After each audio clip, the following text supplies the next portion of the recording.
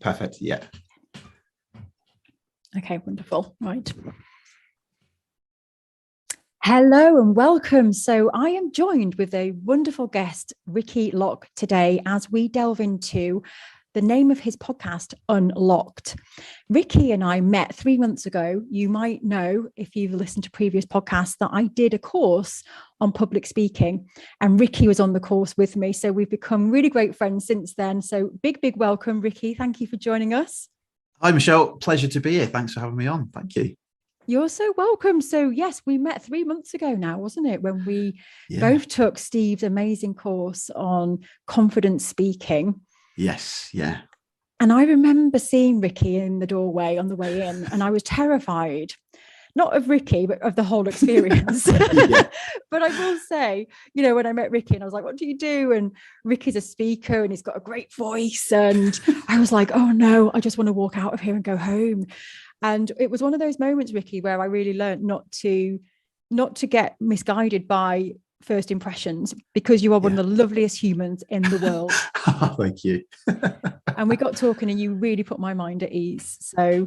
So tell us a little bit about what you do, because you've got your hands in lots of different areas. Like you're a magician and speaking. And tell us your background. Yeah. And what you're doing right now. I like to call it throwing shit at a wall and seeing what sticks a minute. But yes, so I am a professional magician, speaker, trainer, and host of the Unlock podcast. And so I guess predominantly I am a professional wedding magician. So I go around the country performing and create magical moments for couples on their special day. And as well as that, I do speaking events as well about how to be the best version of yourself. And I run the odd occasion workshops on a little bit of team building and customer experience as well, which is a little bit part of my career, which I guess I might share in a second. It wasn't always this way. Yeah, I wasn't always a professional magician. I think I coasted for most of my life. But right now, host of the Unlock podcast, wedding magician and speaker. Yeah, fantastic. So let's unpack some of that pathway to how you got to where you are then, because it hasn't been easy, has it? It's been challenging. I guess there was a point where you weren't a magician, or maybe had an inkling. So take us back a little bit to, where it all began. Yeah. So I think for a lot of people in life, I didn't really know what I wanted to do in life. I was coasting, and in school, when you have that moment when everyone says you've got to get your UCAS points and you've got to go to uni. I'm probably showing my age now. UCAS points, probably doesn't exist anymore. I don't know, but I had to work out what I wanted to do in my life. And all my friends wanted to go off to university, and I just had no idea really what I wanted to do with my life. And so at the time, as a 16-year-old, first year of sixth form, I already had a job working in Peterborough, Argos. Yes, living the dream. I was a weekender doing 3.45 hour contract, and they did it just on purpose. You might remember from Asda days, on purpose, so I wouldn't get a break. Yeah, 3.45 hours. For those listening outside the UK, Argos is like a chain of, it's a retailer selling very, very, it's like you go in and get a ticket and you go and get your goods, and it's like a fast food retailer. yeah, absolutely. Yes. Yeah. And I kind of just was doing that on the weekend, just picking items. So like you said, people would come in, they'd run through a catalogue, find out what they wanted, go to a till, pay for it, and then collect it on another side of the store. And I would go pick it from the stockroom and bring it. And at the time we had to do work experience. And I just said to my boss, look, Darren, I've already got a job here. Can I just stay here? And there's no point going anywhere else. And he said, you know what, Ricky, that's a great idea. We'll do something different with you. Instead of the stockroom, we'll put you on the till for 2 weeks. I went, brilliant.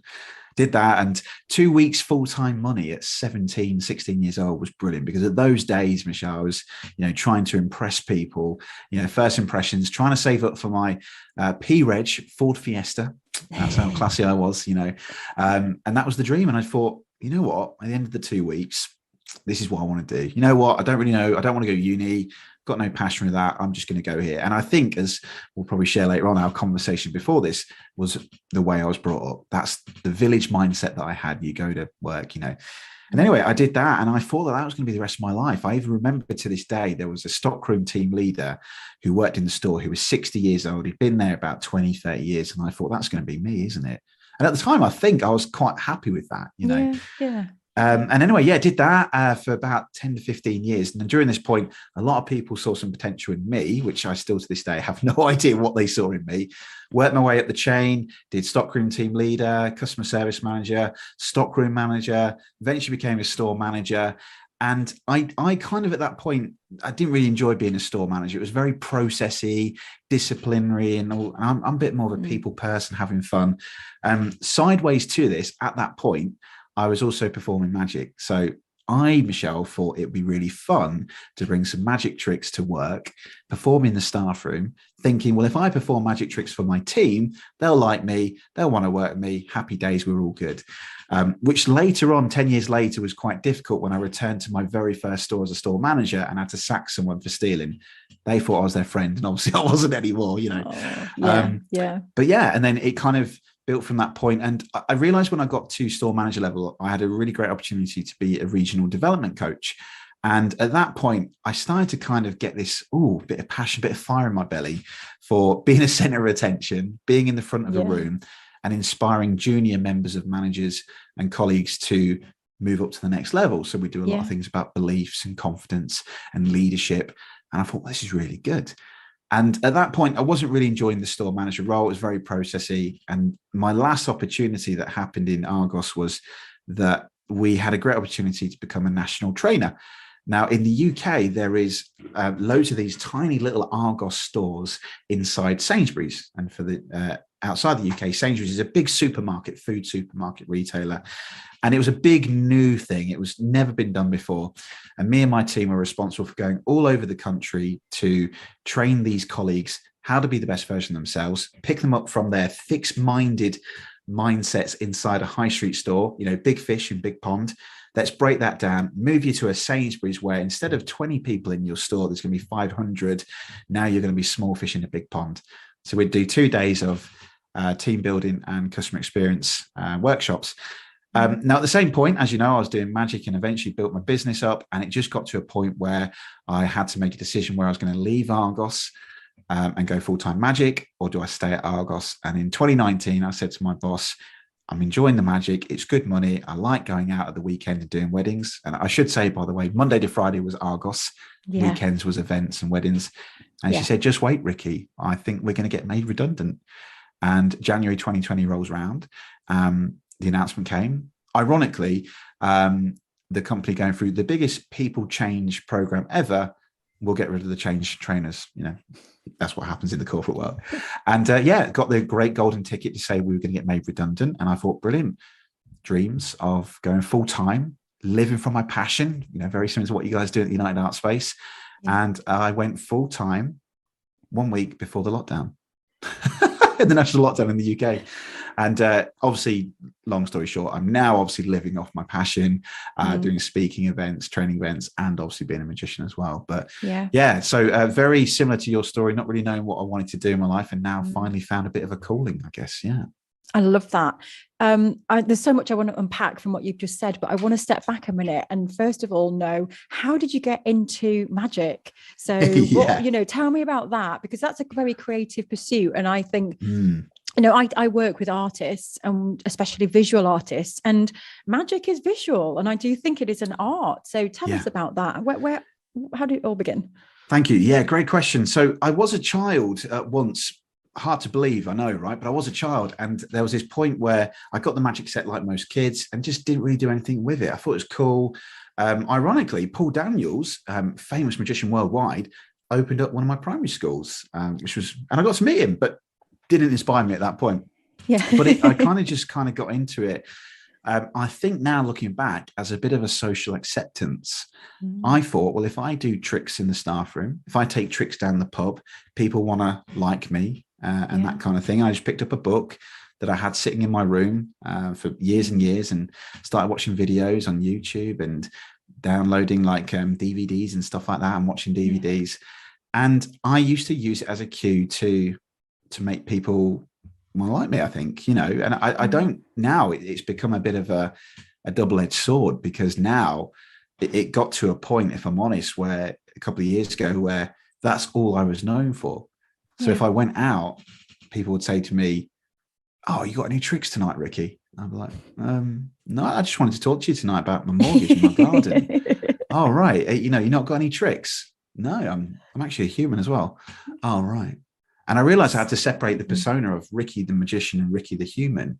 I mean, you wouldn't say to someone in the middle of a pub, "Oh, can you just do me some art, Michelle? Go on, just do me some art." Or you wouldn't say to a plumber on a night out, "Can you go fix that tap for me? Let's have a look." You know, it's just, but that's what you get, and it is part of the job. But yeah, to answer your question, it was from a bit of social acceptance, really. Yeah. That's fascinating. And then I really want to touch now into this time of where you took that decision, because you've just reminded me of a situation years ago when I decided to go full time.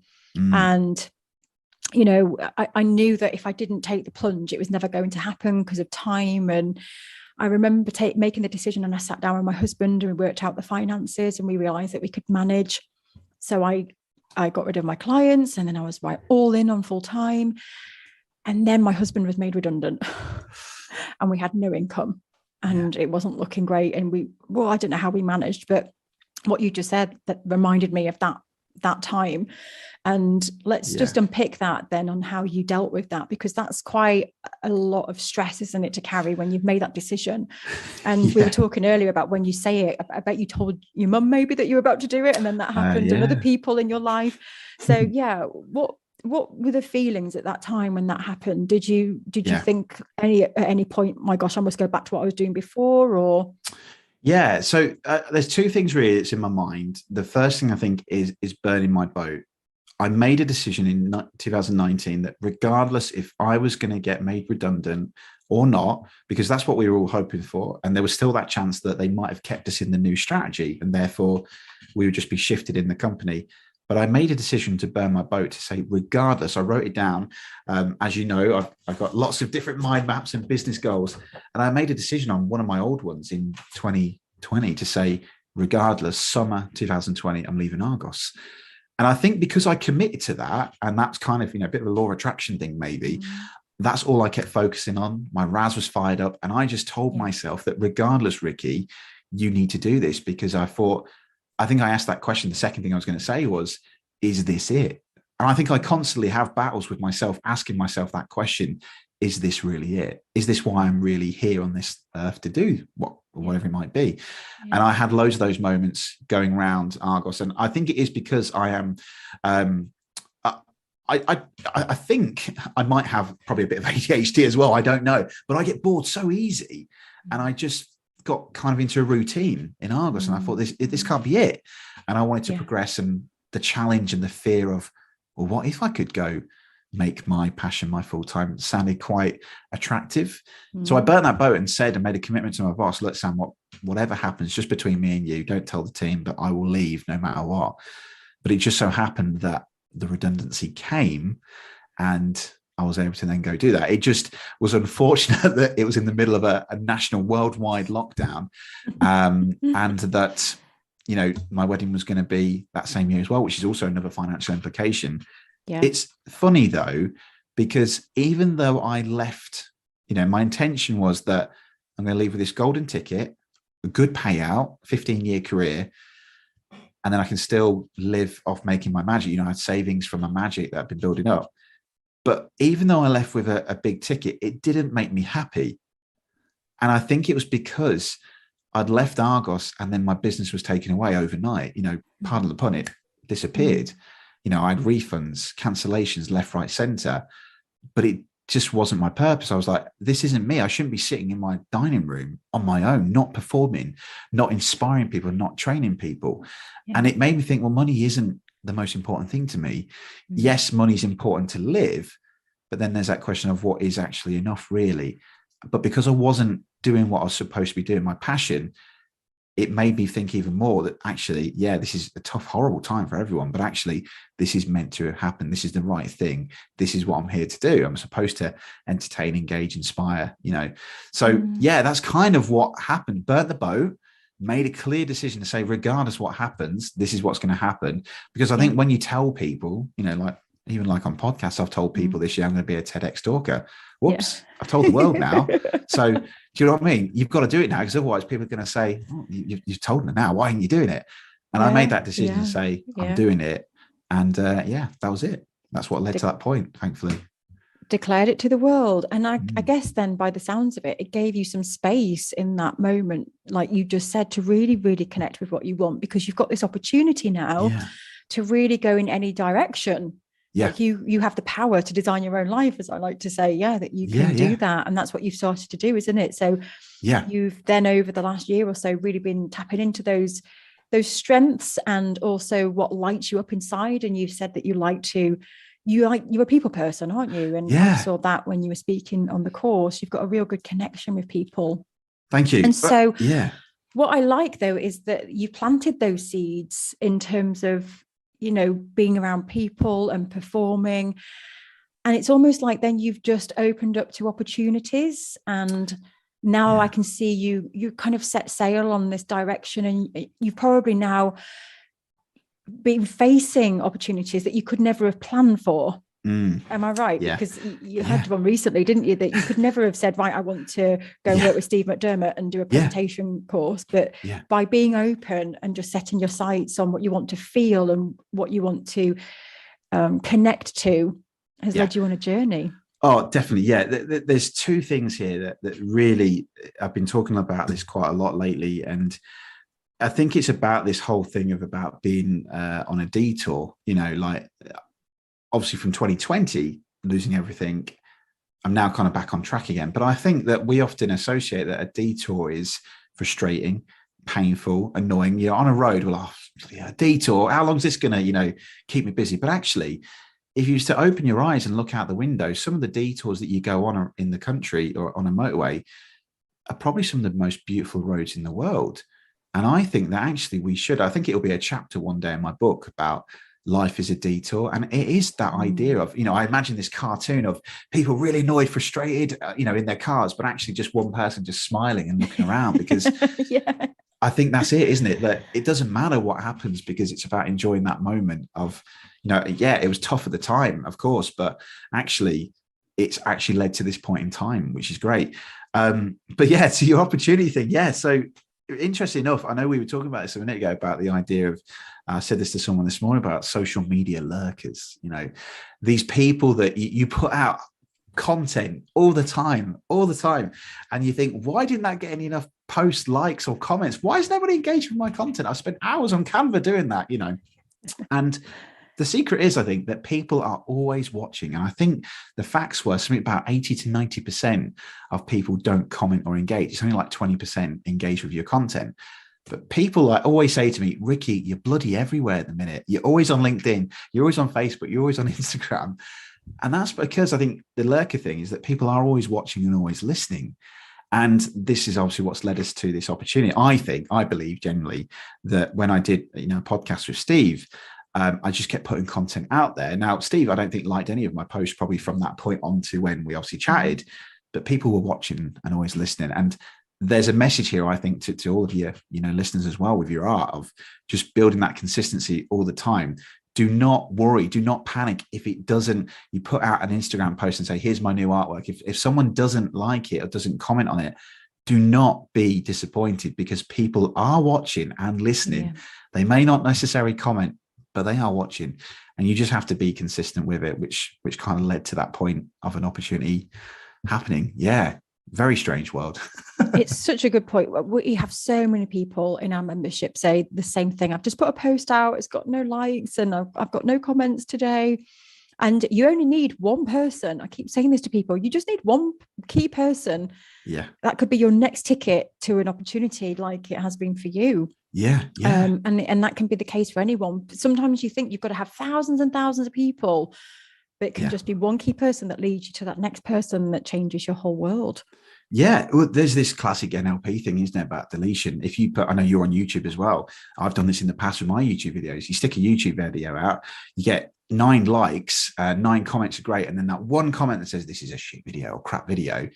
That's all you think about. And you go, oh my God, I've just put out a terrible video. But then you forget about those 9 likes. That actually, it's your brain. You focus on that, and the chimp's kicking in saying, you stupid idiot, Ricky, you've done a terrible video.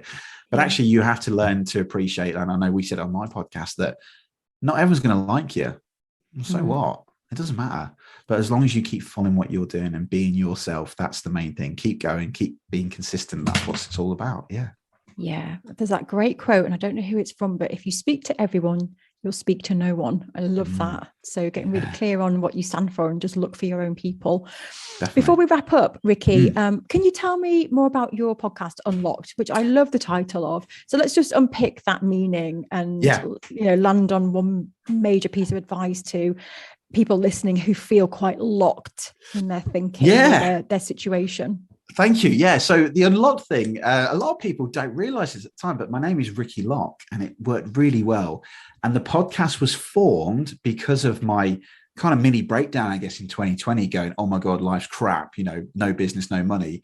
And when I looked into things in perspective, then actually it could be a lot worse. People were dying, and I thought, well, you know what? I've always wanted to do a podcast. I miss my training days of being in a workshop and then seeing those light bulb moments happen. I'm going to make a podcast to help people through my personal stories of failure and things that have happened to me in the past, and talking to excellent guests such as Michelle Lloyd, who you may have heard of, maybe Michelle, wonderful guests to share their stories to help people be the best version of themselves, live an extraordinary life. Because based on how I've been brought up, and as we were saying on my podcast, I've been brought up in this way that my life is very small village mindset. You grow up, you go to school, you get a job, and you have kids, and then life is over. That's it. And I wanted more than that. There's got to be more out there. And I was asking that question all the time, is this it? And I think there's more to life than that. And I like you said on my podcast, you can literally do anything. You can put your mind to anything. If you'd have asked Ricky 20 years ago, you'll be a professional magician and speaker, he would have said, shut up, Ricky, whatever. Yeah. But that's the key thing. So the podcast is called Unlocked. It is everywhere, but it's all about helping people to be the best version of themselves and to live an extraordinary life. In answer to your question, the advice I would say to people, I think the biggest thing, and this is probably from one of my recent episodes, is about just taking responsibility. There is some framework in some studies I was doing with Jack Canfield, the Success Principles, and Paul McGee's work with Sumo, which has a great name called Shut Up, Move On, and obviously Steve's book, How to Be a Complete and Not a Failure. A lot of these things in life is all about responsibility, and the things that I think that makes things happen is the difference. So the difference between being a success and not being a success, the only difference of why people are so successful in life is how they respond to the opportunities in their life and events. And Jack Canfield has this framework, which is E plus R equals O. The event plus your response equals the outcome. My example, the event of a lockdown, my response was pissed off, depressed, negative. Therefore, the outcome was no work, no money, because I was pissed off and angry at the world, But actually, if you was to change that response, then it would change your outcome. And there are only 3 responses ever that you have any control of in your life. And that is your thoughts, the stories that you tell yourself, which I've nicked from Michelle, because Michelle said that on one of her live videos, I think, which was for Steve. What is the stories that you tell yourself? What is your thoughts? And what is your behavior?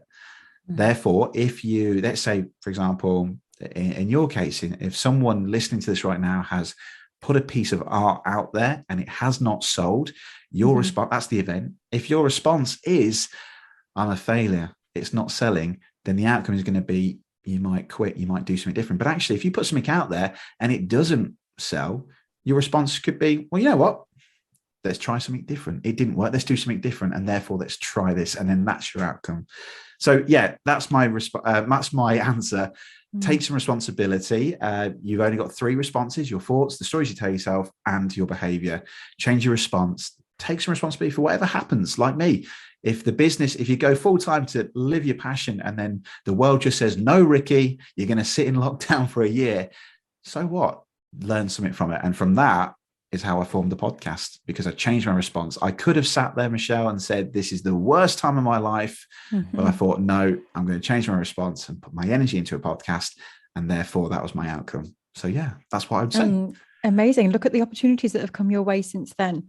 I also think that one thing that's loud and clear is from our stories as well, is that time or moment where you just don't think anything's possible. It's almost like you can't see it. And that's what I love about your podcast, is that you're bringing this to people to make them see that they can do it. Because like we were in a world where we couldn't see potential. We couldn't see what was available out there. Yeah. And now through your podcast, you're showing people this is what's Yeah. possible. And that's amazing, isn't it? Because if you think in one person, if they sit there and think, hold on a minute, could I do this thing that I've been really longing to do? Yeah. The seed's planted. And then, like you say, from then on, it's about you nurturing that seed and really taking notice of how you react. Something's happened to me this week that knocked me off course, and it wasn't what I planned. And it's kind of been a bit of a kick in the teeth. And same as you, it's been a hard pill to swallow. And I was kind of disappointed, and it knocked me a little bit. But this week I've gone, you know what? It's just life. It's just life. And I went for a hike, I went for a walk, put things into perspective. One of my favorite quotes is, I can cope. I can cope. And whatever comes your way, trust the process, re-navigate. So yeah. Love it. Yeah. You're so right. This morning, this is a true story. I had a flat tire. Should have gone out for my third COVID booster jab. Long story short, I had COVID over Christmas, so I couldn't go out. And I could have been really pissed off. You know, I had to then ring, obviously, the NHS to say, look, I'm going to have to cancel this.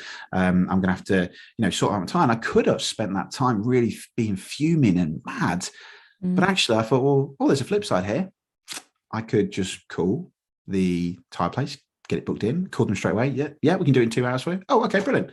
Messaged I actually knew the lady that worked at the place, at the pharmacist, from my magic connections. And she said, no worries, Ricky, I'll keep one behind for you if you want to come back later on. I went, oh, brilliant. And actually from that, I actually got an extra hour with my daughter. I thought, brilliant. So it is looking at those things. And one thing I just wanted to say as well, Michelle, is what you were saying a minute ago about, really doing anything that anyone wants to do.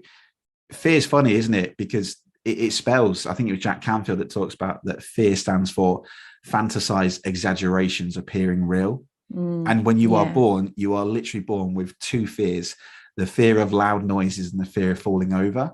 So everything in your life is learned, which means you can unlearn that. So if anyone is listening to this right now, if you have a fear of anything about your art or your passion, it's all learned, so you can unlearn it as well. Yeah. Oh, that gave me goosebumps. That's a great one to end on. That is super, isn't it? That just gives you such an empowering thing to leave this podcast with, that, it's learned so you can unlearn it. Unlock yourselves. So thank you so much. Ricky, tell us, where can we find more information about your services and your podcast? Thank you, Michelle. Yes, so you can find the podcast it's called the Unlocked Podcast. It's got a nice padlock and a great background. That's on all podcast platforms, and I'm all over social media, Instagram, Facebook, LinkedIn as Ricky Lock or Ricky Lock Magic. So come along, say hello. Wonderful. Thank you so much for taking time to speak with our lovely audience today. And it's always a pleasure to see you, Ricky. You're a pleasure. Thank you, Michelle. I really appreciate being on the show. Thank you.